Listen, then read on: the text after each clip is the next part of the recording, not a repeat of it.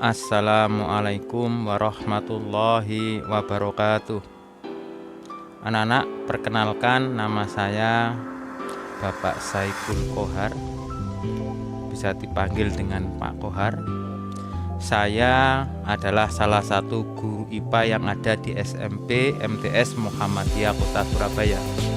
Anak-anak, kali ini kita bertemu dalam pembelajaran daring IPA.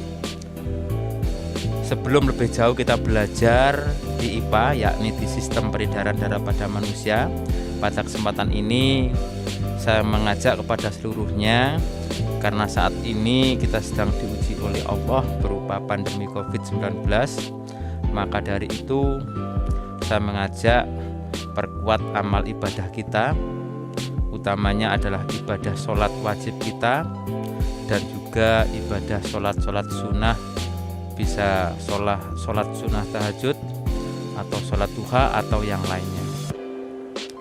Yang kedua, kita berupaya semaksimal mungkin untuk mentaati, mematuhi protokol kesehatan, selalu memakai masker, selalu cuci tangan, an-nadhafatu minal iman, dan protokol-protokol kesehatan yang lain, karena ini adalah merupakan bagian dari upaya kita, bagian dari cara berikhtiar kita dalam menghadapi pandemi ini.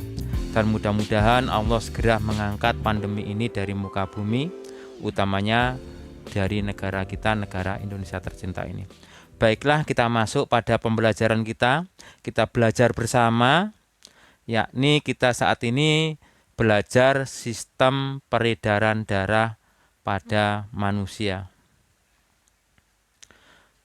Anak-anak, secara umum fungsi dari darah atau sistem peredaran darah kita, yang pertama adalah mengedarkan sari-sari makanan yang diserap oleh usus halus ke sel-sel seluruh tubuh.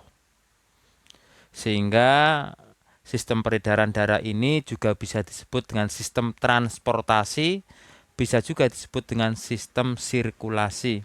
Karena dari salah satu fungsi yang ada di sini adalah mengedarkan sari-sari makanan. Berarti ada sarana transportasi, seperti halnya sarana transportasi berupa sepeda motor, bisa berupa mobil dan seterusnya. Yang kedua adalah memelihara suhu tubuh. Ini menjaga suhu tubuh manusia ini tetap hangat, tetap konstan, karena manusia ini salah satu makhluk yang berdarah panas atau makhluk yang memiliki suhu tubuh yang tetap atau konstan. Yang ketiga adalah membantu mengangkut sisa metabolisme. Nah, kita tahu di seluruh sel-sel tubuh kita terjadi yang namanya metabolisme untuk memperoleh energi. Jadi proses oksidasi terhadap bahan makanan yang sudah dilakukan oleh tubuh tentunya akan menghasilkan zat sisa. Nah, zat sisa ini nanti akan diangkut menuju ke alat pengeluaran. Nah, di sini yang mengangkut adalah sistem atau peredaran darah. Yang keempat adalah menentukan golongan darah. Jadi nanti di belakang akan lebih lanjut kita pelajari. Kemudian organ sistem peredaran darah di sini meliputi 3. Yang pertama ada darah, yang kedua jantung, dan yang ketiga adalah pembuluh darah. Nah, nanti satu persatu akan kita pelajari bersama. Kita lihat yang pertama adalah darah. Darah kita, darah manusia, terbagi menjadi 2 bagian. Pembagian ini didasarkan pada bentuknya atau wujudnya. Yang pertama adalah sel-sel darah yang berwujud gel atau padat. Dan yang kedua atau yang B adalah plasma darah, yakni darah yang berwujud cair. Yang pertama atau yang A, sel darah dibedakan menjadi 3 bagian. Ada sel darah merah atau yang diistilahkan dengan eritrosit. Dan yang kedua ada sel darah putih atau yang dikenal dengan leukosit. Dan yang ketiga, keping-keping darah atau diistilahkan dengan trombosit. Nah, ini pembagian dari sel darah atau sel darah atau bagian darah yang berwujud gel. Nah, dari gambar ini bisa dilihat bagaimana bentuknya dari sel darah merah, bagaimana bentuk dari sel darah putih, dan bentuk dari keping darah. Bagaimana ciri dari masing-masing ketiga sel darah ini? Mari kita lihat satu persatu. Nah, di tabel perbedaan ciri sel darah ini ada 6 pembeda atau 6 aspek. Aspek yang pertama adalah mengenai ada tidaknya inti sel. Kemudian yang kedua, punya atau tidak punyanya hemoglobin. Kemudian aspek yang ketiga, aspek pembeda yang ketiga adalah mengenai jumlahnya dalam satuan milimeter kubik. Yang keempat mengenai bentuknya. Dan yang kelima, waktu hidupnya atau lama hidupnya, serta yang keenam mengenai fungsinya. Yang pertama, tentang inti sel. Dari sini bisa kita lihat yang memiliki inti sel hanyalah leukosit. Apa itu leukosit? Yang tadi sudah disampaikan. Leukosit adalah sel darah putih. Sedangkan eritrosit sama trombosit tidak punya. Kemudian terkait dengan hemoglobin. Dari data ini bisa kita simpulkan yang memiliki hemoglobin hanyalah eritrosit. Sedangkan leukosit sama trombosit tidak punya. Kemudian mengenai jumlah, di sini bisa kita lihat yang terbanyak adalah eritrosit atau sel darah merah. Jumlahnya per milimeter kubik adalah 4-5 juta. Sedangkan yang memiliki jumlah terendah adalah trombosit, yakni 200-400 ribu per milimeter kubik. Kemudian untuk bentuknya,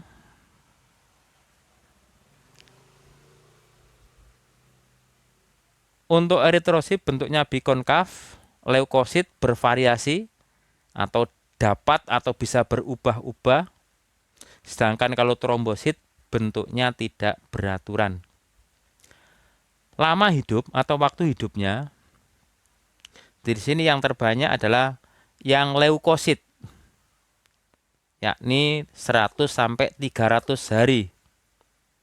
Sedangkan yang terpendek adalah trombosit yang waktu hidupnya hanya 8 hari, sehingga setiap 8 hari maka trombosit ini harus diperbarui oleh tubuh kita. Kemudian yang keenam adalah terkait dengan aspek fungsi. Kalau eritrosit sebagai sarana transportasi oksigen, ini mengedarkan oksigen ke seluruh tubuh manusia. Kalau leukosit atau sel darah putih adalah berfungsi berkaitan dengan kekebalan tubuh. Nah, utamanya saat-saat seperti ini kan kita harus menjaga imun kita. Imun itu adalah kekebalan tubuh kita. Dalam hal ini diperankan oleh leukosit. Nah, jadi yang bertugas untuk menentang atau menghalangi corona ini menginfeksi tubuh kita, ini adalah bagian dari darah kita yang bernama leukosit atau sel darah putih. Kemudian yang trombosit adalah terkait dengan pembekuan darah. Nanti di belakang akan ada bagaimana proses pembekuan darah itu terjadi ketika tubuh kita terjadi luka.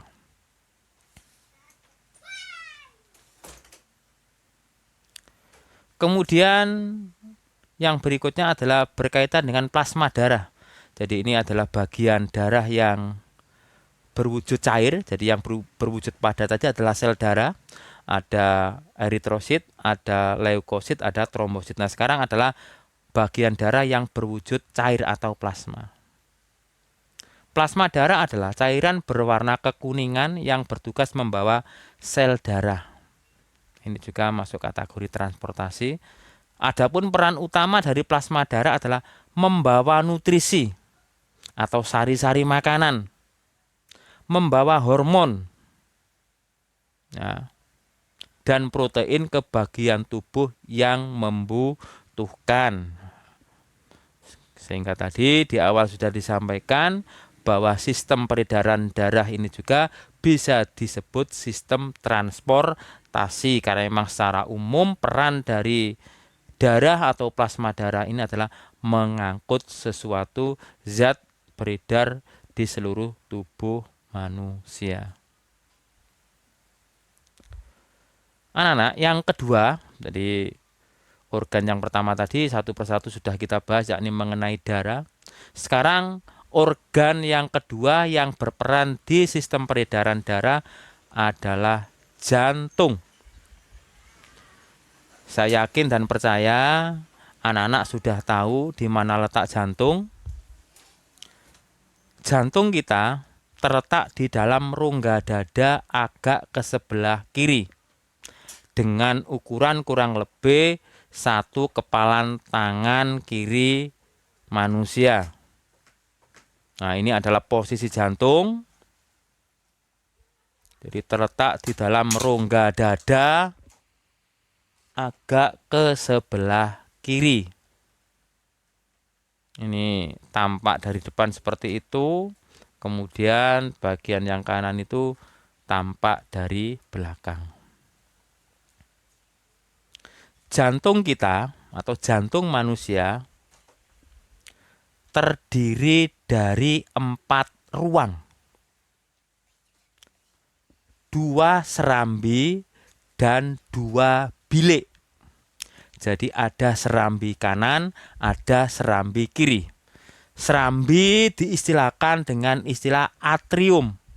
Sedangkan kalau bilik diistilahkan dengan ventricle. Kemudian antara serambi dengan bilik ini dipisahkan oleh sekat, dan di sekat itu terdapat yang namanya vulva atau katup. Kalau yang antara serambi kanan dengan dengan bilik kanan namanya vulvula tricuspidalis. Sedangkan katup antara serambi kiri dengan bilik kiri disebut vulvula bicuspidalis, atau juga ada yang menyebut katup bicuspidalis atau juga bisa katup tricuspidalis. Apa fungsi dari katup ini? Fungsi dari katup keduanya di sini adalah kalau tricuspidalis itu menjaga agar darah tidak kembali mengalir dari bilik kanan ke serambi kanan, karena normalnya darah itu mengalir dari serambi kanan menuju ke bilik. Begitu juga dengan yang katup atau vulvula bicuspidalis, menjaga agar darah tidak mengalir dari bilik kiri menuju ke serambi kiri, karena normalnya darah itu mengalir dari serambi kiri masuk ke bilik kiri.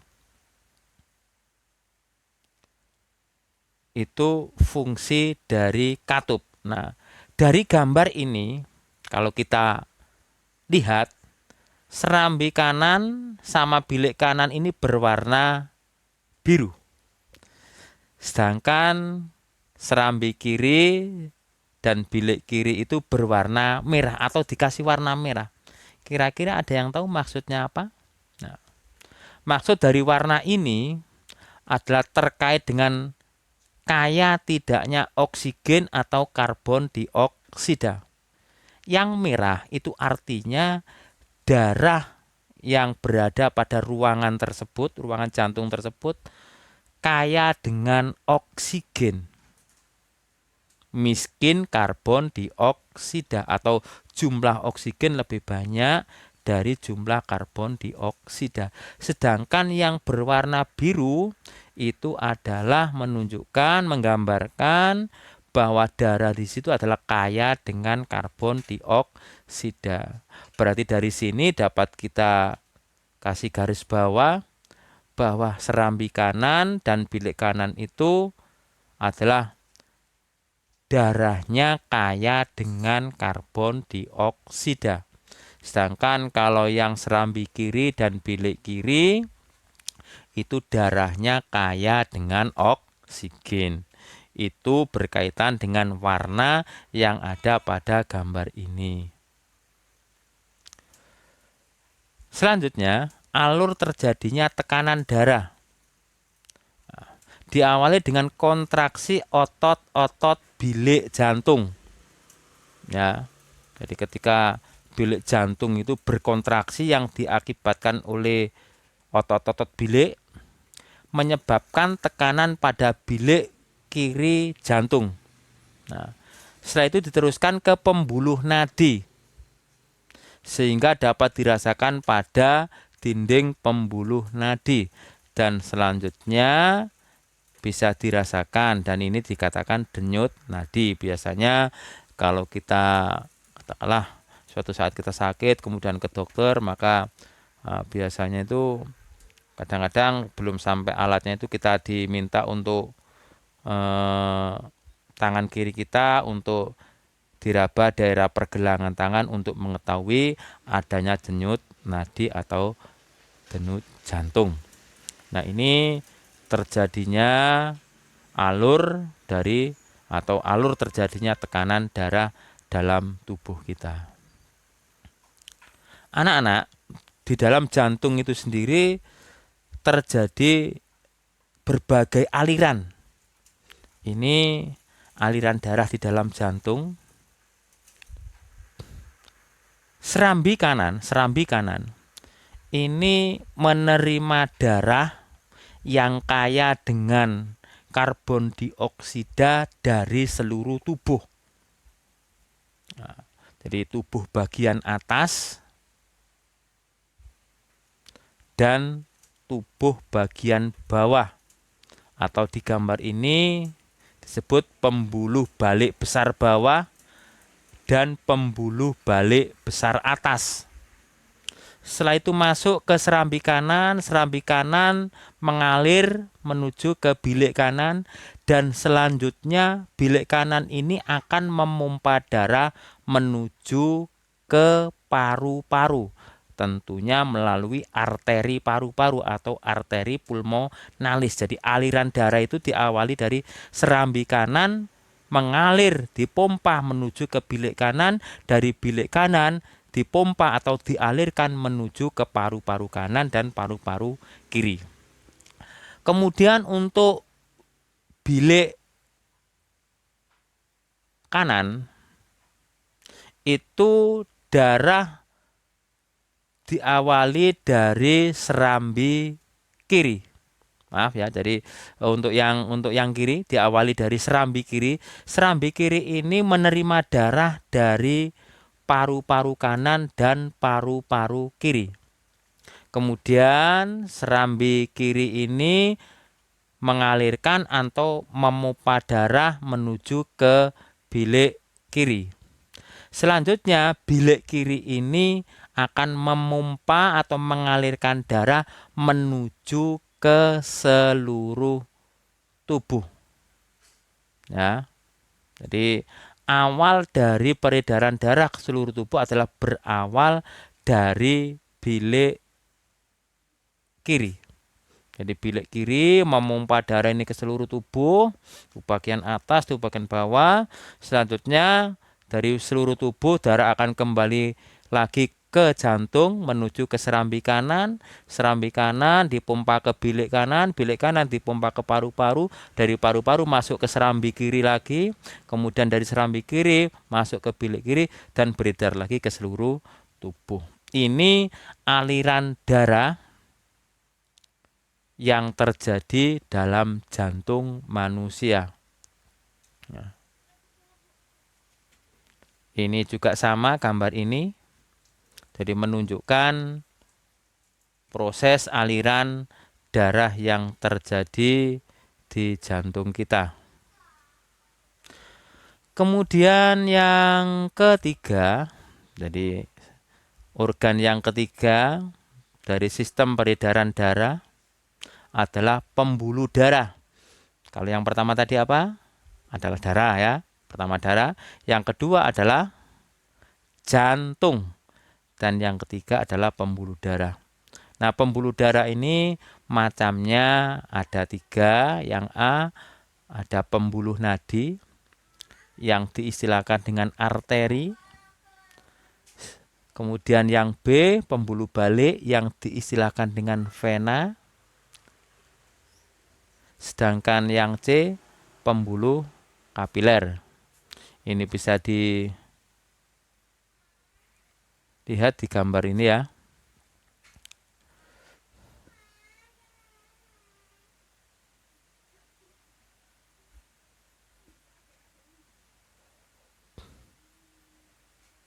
Amati gambar masing-masing pembuluh darah di samping ya. Mana yang masuk kategori pembuluh nadi, mana yang masuk kategori pembuluh balik, mana yang masuk kategori pembuluh kapiler. Nah, dari sini bisa kita lihat secara langsung ya. Jadi yang berwarna biru itu berarti adalah pembuluh balik. Sedangkan yang berwarna merah itu adalah pembuluh arteri. Sedangkan yang terletak antara pembuluh arteri dengan vena itu adalah pembuluh kapiler. Jadi sebetulnya pembuluh kapiler itu sebagai penghubung antara pembuluh nadi dengan pembuluh balik, atau penghubung antara arteri dengan vena.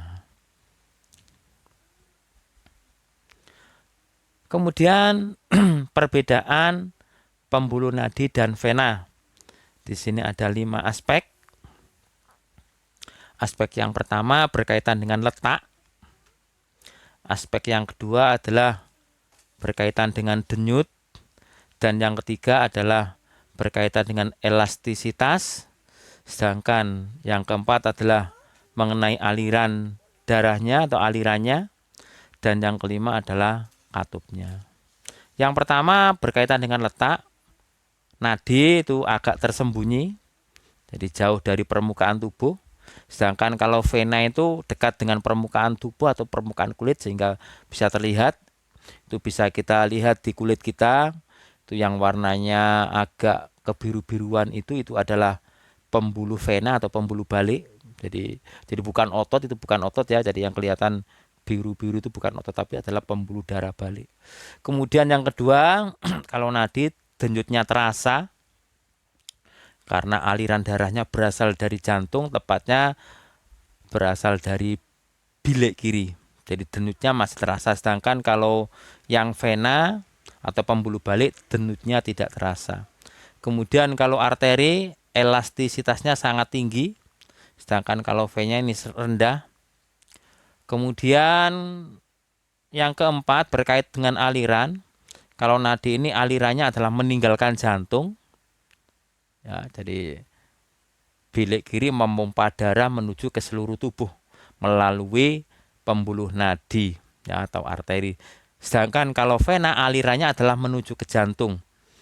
Jadi vena itu menuju ke serambi kanan.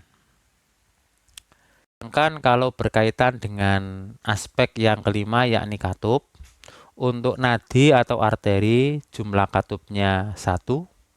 Sedangkan kalau vena atau pembuluh balik jumlah katupnya banyak yang terletak di seluruh pembuluh vena.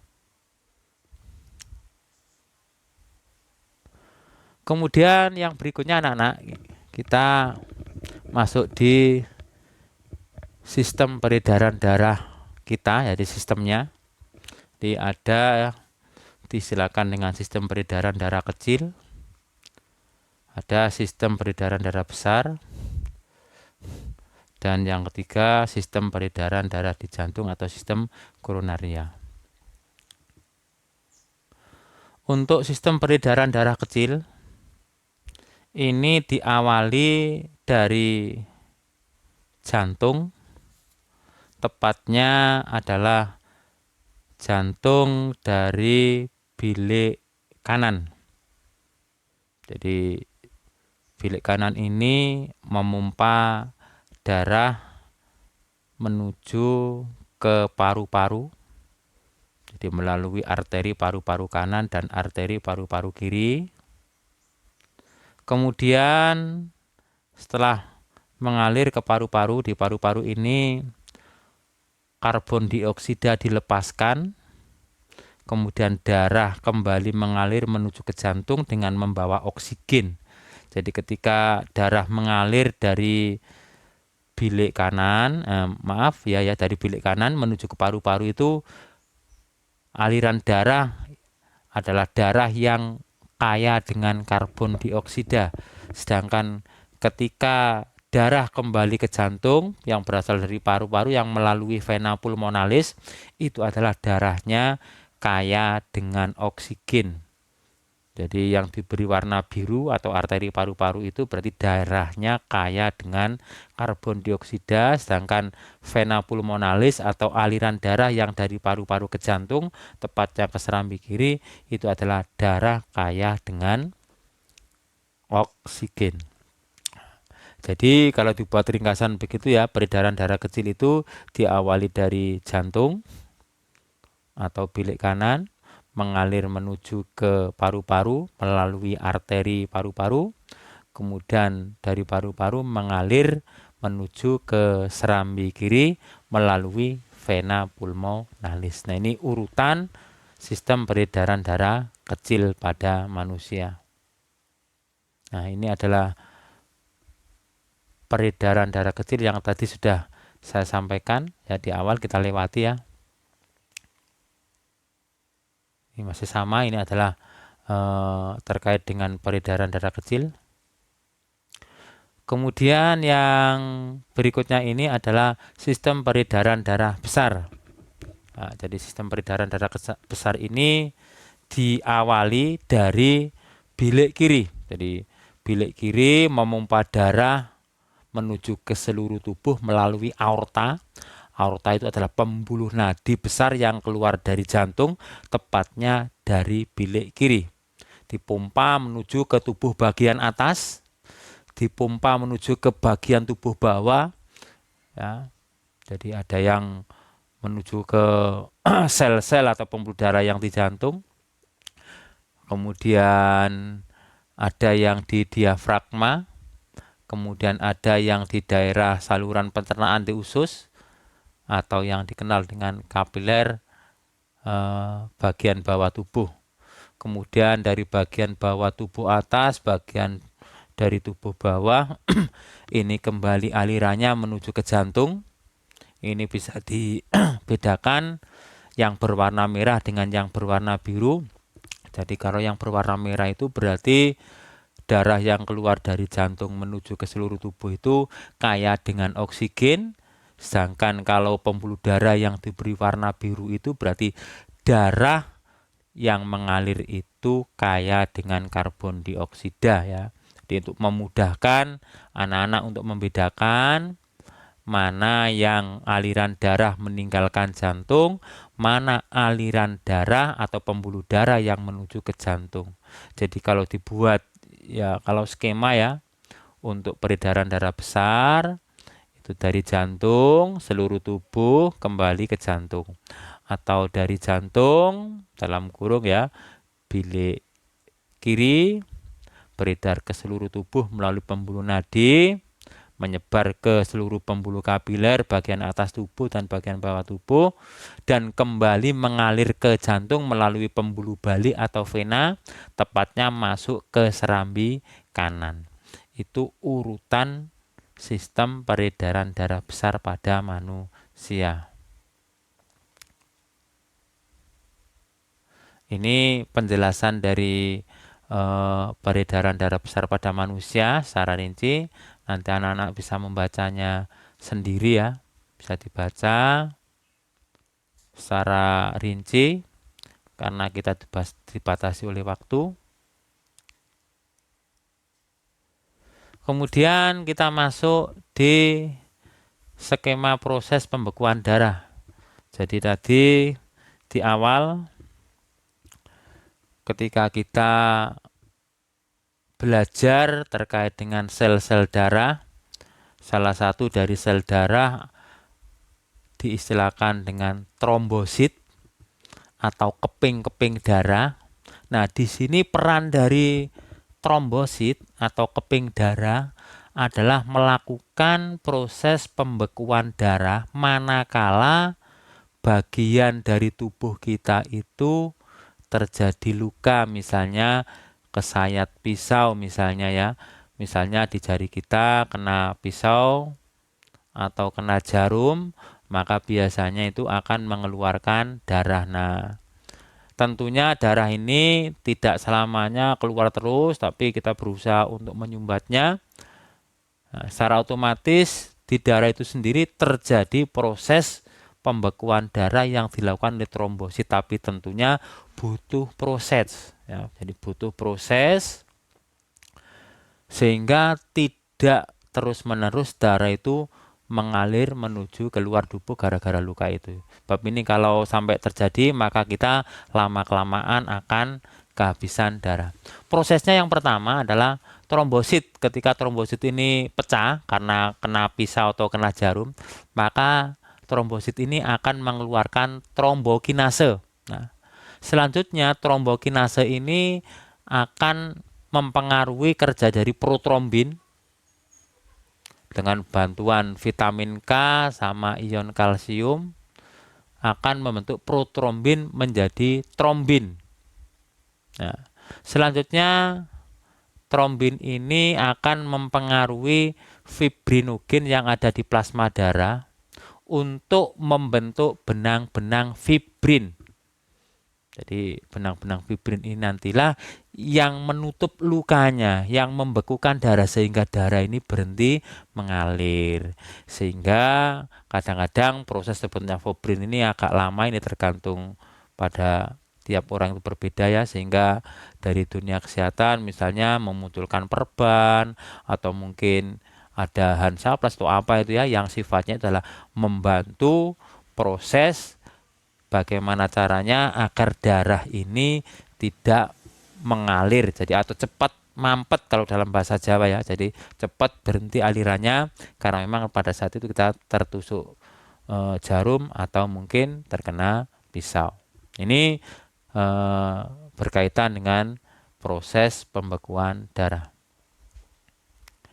Kemudian berikutnya adalah mengenai golongan darah ya. Jadi golongan darah ini menurut sistem AB0 ya, golongan darah ada 4 macam. Yang pertama adalah golongan darah 0. Jadi sebetulnya ini yang lebih tepatnya ini golongan darah 0. Tapi di masyarakat kita mengenalnya golongan darah O. Ada golongan darah A, ada golongan darah B, ada golongan darah AB. Namun sebetulnya di sini yang perlu kita cermati, yang menentukan golongan darah ini adalah aglutinogen. Ya. Apa itu aglutinogen? Aglutinogen adalah sejenis protein yang dapat menggumpal atau aglutinasi dan terdapat pada eritrosit. Jadi aglutinogen itu tempatnya di eritrosit. Nah, inilah yang menentukan nama golongan darah. Nah, ini bisa kita lihat ya, golongan darah A itu berarti mengandung atau terdapat aglutinogen A. Golongan darah B terdapat aglutinogen B. Sedangkan golongan darah AB punya aglutinogen A dan B. Sedangkan kalau yang atas sendiri, yang kita kenal dengan golongan darah O itu tidak punya aglutinogen, maka selayaknya kita namakan dengan golongan darah 0, tapi dikenal dengan golongan darah O. Tapi tidak apa-apa, yang penting kita tahu atau paham maksudnya. Kemudian ada aglutinin A dan B atau alfa sama beta, itu yang golongan darah 0 atau O. Sedangkan untuk golongan darah B punya aglutinin A, punya aglutinin B, golongan darah B B punya agglutinin A, sedangkan golongan darah AB tidak punya agglutinin. Nah, ini berkaitan dengan golongan darah. Apa guna golongan darah ini? Golongan darah ini berguna diantaranya adalah untuk proses transfusi darah, karena kadang-kadang misalnya terjadi kecelakaan misalnya dan orang ini mengeluarkan darah banyak, maka biasanya orang yang mengalami kecelakaan ini memerlukan donor darah. Nah, ini harus memperhatikan golongan darah yang dimiliki. Nah, ini anak-anak sekilas ya, mungkin ini ya masuk kategori lama ya, ini ya alat pengukur tekanan darah. Sekarang yang sudah ada terbaru itu yang digital itu ya, yang digital cukup dibalutkan di lengan itu, maka secara otomatis akan diketahui berapa tekanan darah tertingginya dan berapa tekanan darah terendahnya, atau yang diistilahkan dengan tekanan sistol dan diastol. Di sini ada beberapa kelainan pada sistem peredaran darah. Ada diistilahkan dengan aterosklerosis. Ini terjadi penimbunan lemak pada dinding pembuluh darah. Ini yang menyebabkan tekanan darah tinggi, yang selanjutnya nanti bisa menyebabkan stroke. Kemudian yang kedua adalah aterosklerosis, penimbunan zat kapur pada dinding pembuluh darah. Jadi sama-sama terjadi penimbunan di pembuluh darah, namun bahan yang menyebabkan timbunan itu beda. Kalau yang ateros itu lemak, berupa lemak, sedangkan kalau yang arterios itu berupa zat kapur. Kemudian yang ketiga ada varises, nah, atau pelebaran pembuluh darah vena. Kemudian ada stroke, pendarahan akibat pecahnya pembuluh darah kapiler. Kenapa kok bisa pecah? Ya karena tekanan darahnya tinggi. Kenapa kok tekanan darahnya tinggi? Kemungkinan juga bisa disebabkan oleh tersumbatnya pembuluh darah akibat timbunan lemak atau timbunan zat kapur. Nah, istilah hipertensi tekanan darah tinggi, ada hipotensi tekanan darah rendah. Jadi kita memang sewajarnya punya tekanan darah itu yang normal. Jadi kalau terlalu tinggi juga bermasalah, terlalu rendah juga bermasalah.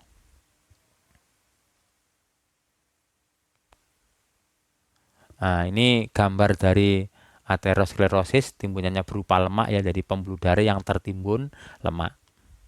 Bisa dilihat yang atas itu bersih ya. Kalau gambar yang bawah itu yang warnanya kuning itu adalah berupa lemak, timbunan lemak. Jadi menyempitnya pembuluh darah akibat tertimbun lemak. Nah, ini juga bisa menyebabkan tekanan darah tinggi. Nah, ini ada varises ya. Jadi kalau orang Jawa gitu kakinya berindot-berindot gitu ya. Ini contoh salah satu gangguan dari sistem peredaran darah. Jadi saya kira itu, karena kita dibatasi oleh waktu. Jadi pertemuan kali ini, jika nanti ada pertanyaan bisa disampaikan di lain kesempatan. Dan untuk lebih detail lagi, untuk memperkaya dari pengetahuan kita berkaitan dengan sistem peredaran darah, anak-anak bisa membuka buku paket atau bisa juga membuka di lembar kerja siswa untuk memperdalam dari pengetahuan anak-anak berkaitan dengan sistem pembuluh darah. Kira-kira itu untuk pertemuan pada kali ini. Mudah-mudahan bisa membawa manfaat.